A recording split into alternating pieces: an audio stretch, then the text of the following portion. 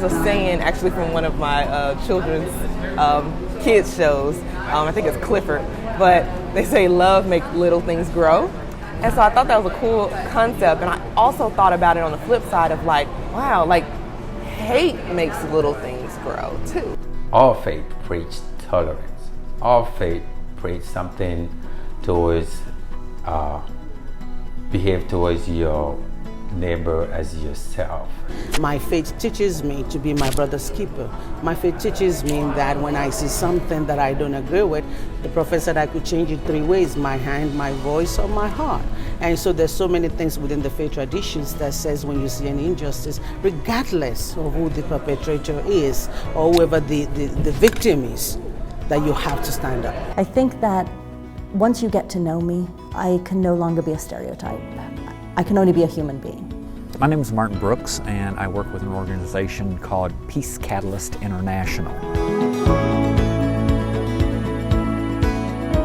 My background is an evangelical background, and the evangelical church is definitely in the news right now as being the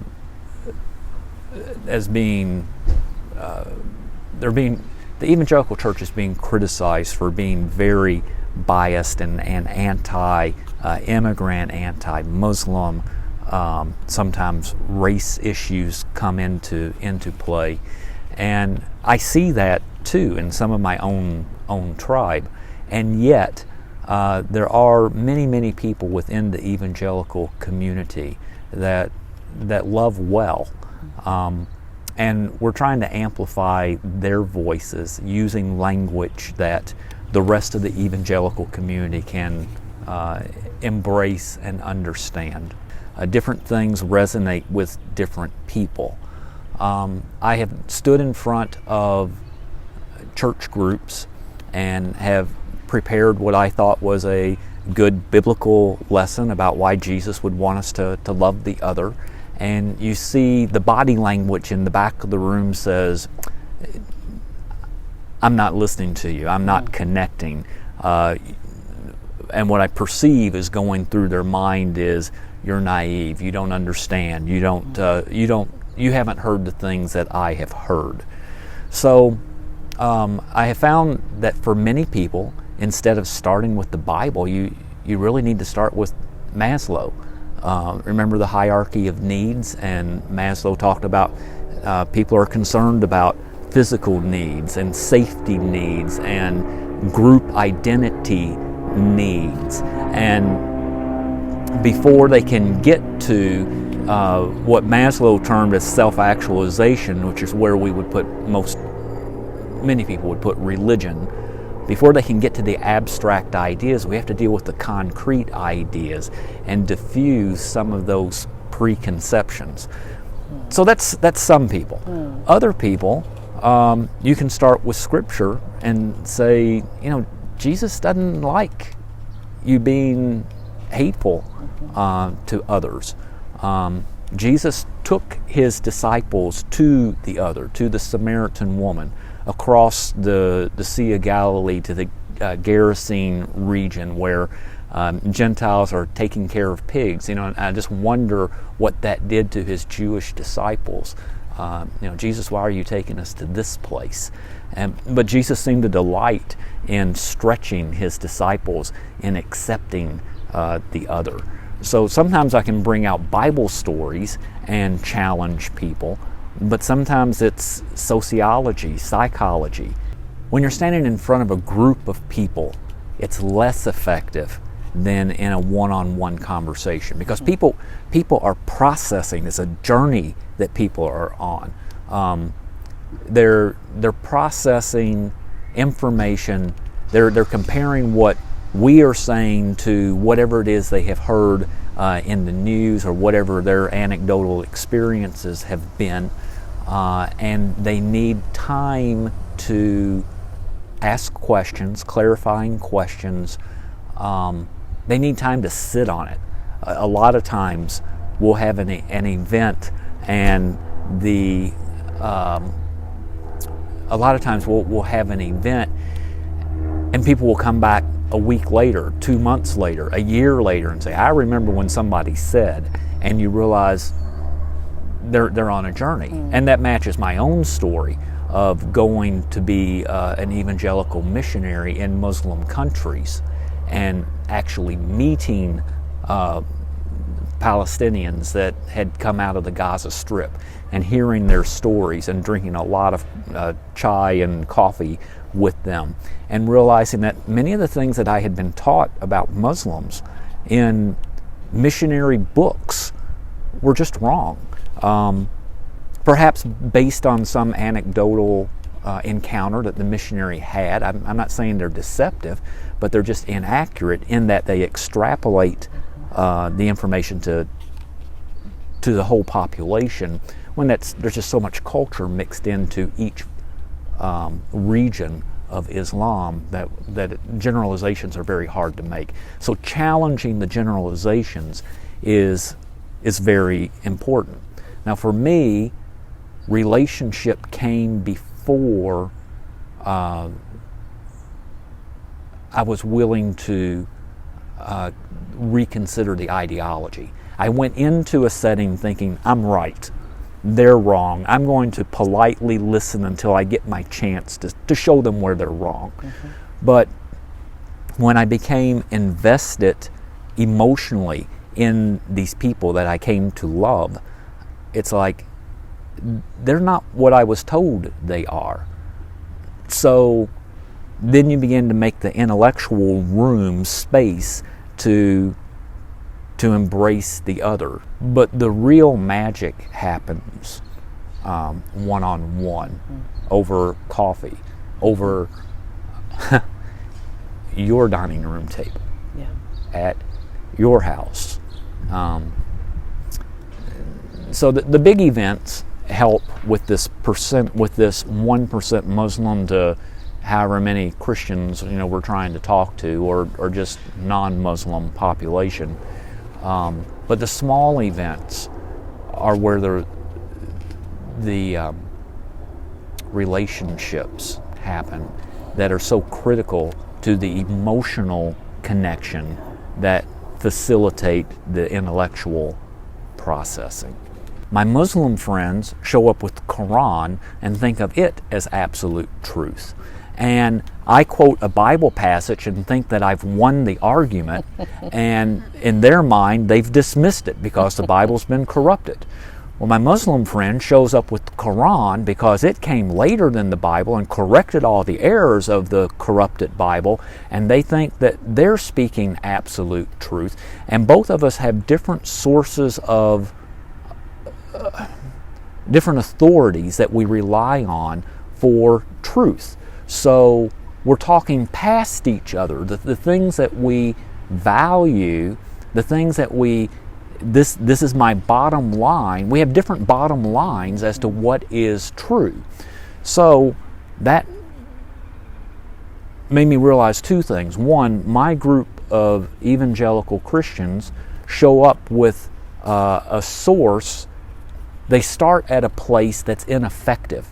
If we want to move together toward God, we have to find a deeper basis on which to connect. And that's why I think it's so significant that Jesus took his disciples to the other, intentionally led them into uncomfortable spaces with people who had different theology than the Jewish people, which of course Jesus was.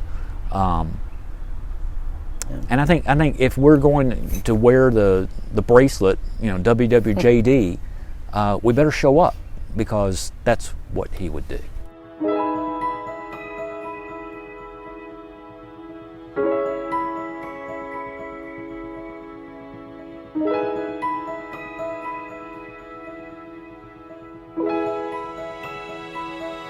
And I think today what it means for me to be Muslim is to be able to create community, right? And create spaces where they aren't available anywhere else. It means to fight for community, fight for family, fight for really the right to pray and worship the way you want. When it comes down to it, I think the way I was raised in my Jewish faith, that we were the stranger, we were the other, and at some point we were the ones that were being persecuted, and we need to take that teaching and run with it and hold it close to us and help others in their struggles for civil and human rights, and being able to express their religion or their faith in any way they see fit. If one community's rights are marginalized or compromised or taken away, eventually bigotry and hate is like cancer, it will spread. Sometimes I think it's important to set faith aside a little bit just to remain objective and be able to hear what others' thoughts are that are different from your own. So you just have to set it aside just to be open to listen, but what you actually practice and what you believe in, you can still hold true to that. So I'm a physician by profession, but my full-time work is as a peacemaker in our community of Louisville. I am president of Muslim Americans for Compassion. It is holy month of Ramadan, and these days when our world is falling into chaos and there is non-stop violence surrounding us, which is not even sparing our houses of worships, our centers of education. So we need to bring our communities together. We need to ponder together, and we need to rise up against this hatred and bigotry and this violence. And I think that sometimes we feel tired and fatigued that we are having another gathering, but it is important to unite people in purpose and then come up with solutions and try to cherish our common humanity rather than dwelling on God-given differences. Still, I believe that strength lies in common person. Every human soul has goodness innate to them, and I think that we just need to scratch that surface. And I think that once you know each other and you sit down together, then you overcome all of your fears about each other, and then you come together as one human soul, which is actually the purpose of our creation. Christians has the most important role, being the biggest religious group in our country. Muslims are maybe 1 or less than 2% of the total population. So whatever we do, our voice cannot go across the country unless our Christian brothers and sisters become our ally. And I think it's natural to Christianity, as between Islam and Christianity there is so many common things. There is, we Muslims, we adore and love Jesus and his message as much as our Christian brothers and sisters do. We don't need to go into the details of whether there are Legos involved or not, but we need to just focus on the message. Similarly, Mother Mary has a full chapter in Quran, and Jesus is mentioned more times in Quran than Prophet Muhammad. So we share the same common bond, and so why can't we get together on the message rather than on these theological differences, which quite frankly in the end does not matter, because for a common person it is that how you treat each other, because we need to treat each other the way we want to be treated, and that's what every faith tradition wants. So what difference does it make that if we want to try to tell each other that it's our way or highway? In the end, we are like ships which are floating in different directions, but our ultimate destination is same to one Creator, whom we may call different in our individual languages, but we believe in one heavenly Lord, one heavenly Father, whom I may call Allah, and in English we may call God Almighty. So I think that we need to focus on the message of our faith traditions, and that message unites us, rather than focusing on those theological differences. And quite honestly, some of those differences are just highlighted by religious establishment in every faith tradition, because in the end it's always a game of power, and religious establishment, they have to tell their adherents that they will get lost that if they try to reach out to other groups, whereas in fact it's opposite to that. As an interfaith advocate, I think that my roots are strengthened in my own faith tradition that I practice and adore so dearly. Why I have developed respect for other faith traditions and for my other brothers and sisters. I just tell that fellow soul that you are as human as I am.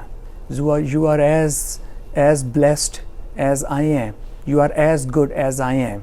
You just need to give us an opportunity, and you need to put yourself in the shoes of other person, and you have to learn and try to find their story before you dwell on this hatred in your heart. If you do not give this opportunity to this person, then you are living in this darkness. You need to light this small candle, and you will see that how this darkness goes away. So there is kindness in each one of us. We have no right to hate each other, as we are one species. We share the same human genome, we share the same blood groups. So how can we be enemy of our own species?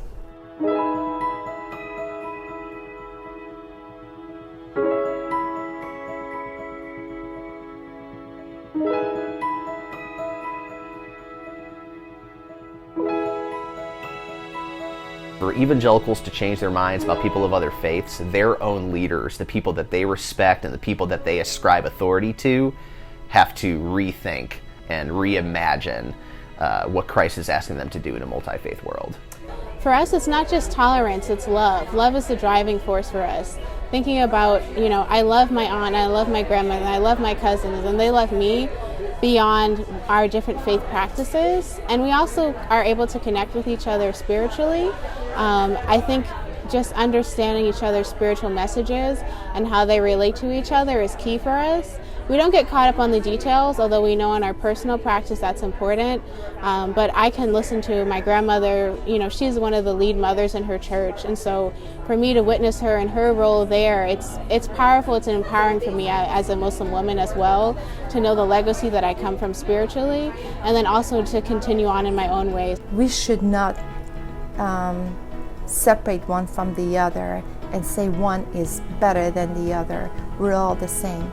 Because in Quran, actually, the holy book of Islam, God says that He could have made us all to be one faith, one religion, one race. He could have just made us to be all Africans, all South Americans, all Australians, all Christians or Muslims, or whatever He wanted. But He purposely made us to be of different faiths and traditions and nationalities so that He could show our goodness of humanity.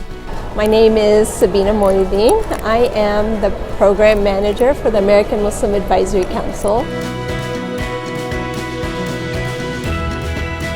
Islam always talks about how you're supposed to help the oppressed, and that's like a fundamental part of being a Muslim, that you should be on the side of the oppressed, you should be on the side of justice, wherever it is. In Tullahoma, Tennessee, where I live, it was really 3 Muslim families. It was my family, my sister-in-law's family, my brother-in-law's family. So it was me, my daughters, and one sister-in-law who was wearing a scarf. My other nieces and nephew had grown up and left, and so we were recognizable as Muslims, obviously, but my husband was a doctor there, my brother-in-law was a doctor there, and another one was an engineer there. So there's the aspect of being respected in that space, and also at the same time being accepted as an exception. So, you get to know people, and people like you, and they think, well, you're a nice Muslim, and so you're the exceptional Muslim.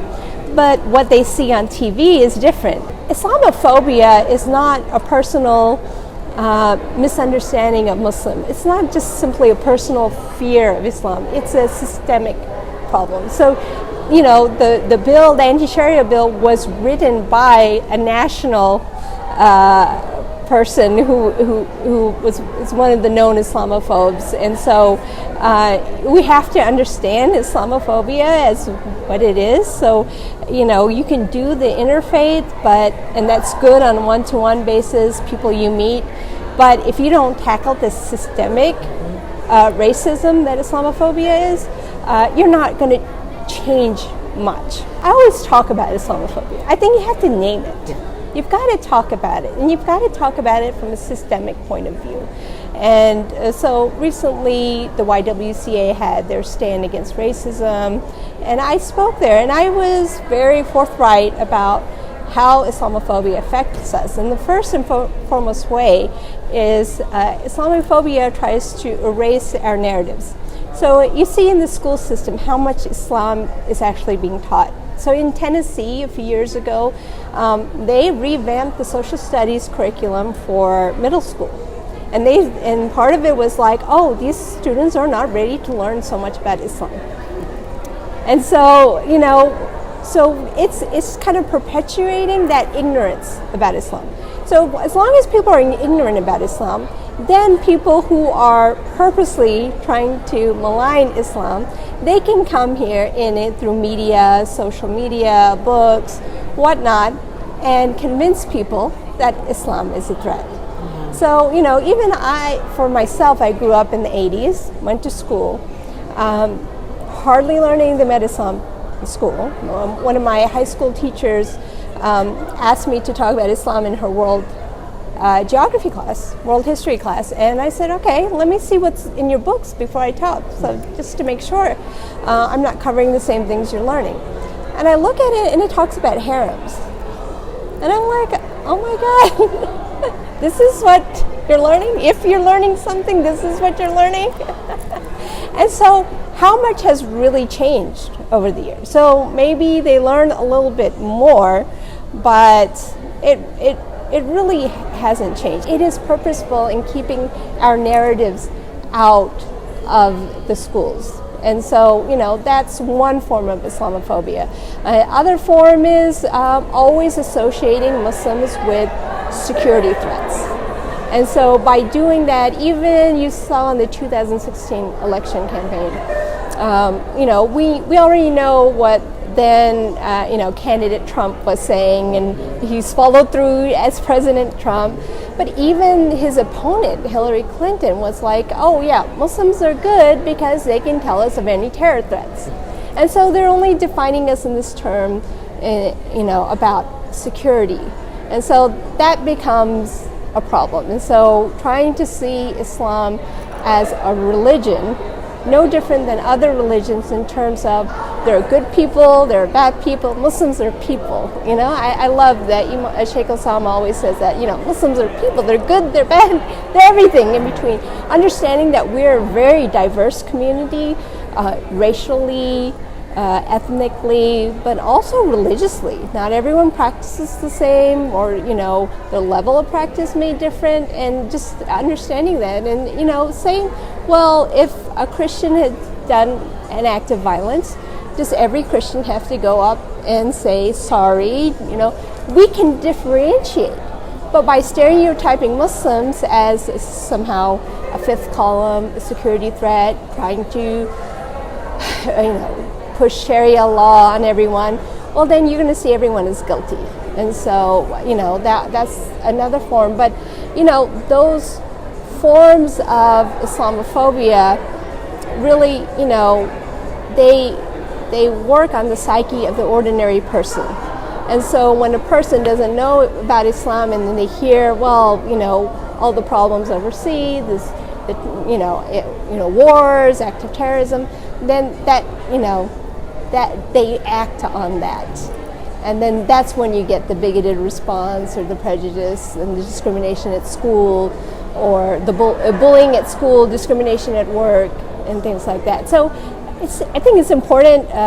Islamophobia is not out on its own. It's just another form of white supremacy. So Islamophobia, racism, xenophobia, anti-Semitism, these are all different forms of white supremacy. So a lot of times with my own community member, I like to tell them, remind them that we cannot fight Islamophobia by ourselves in a vacuum if we don't address racism, if we don't address anti-Semitism, if we don't address xenophobia. I always get the question after I do a presentation, so, what can we do?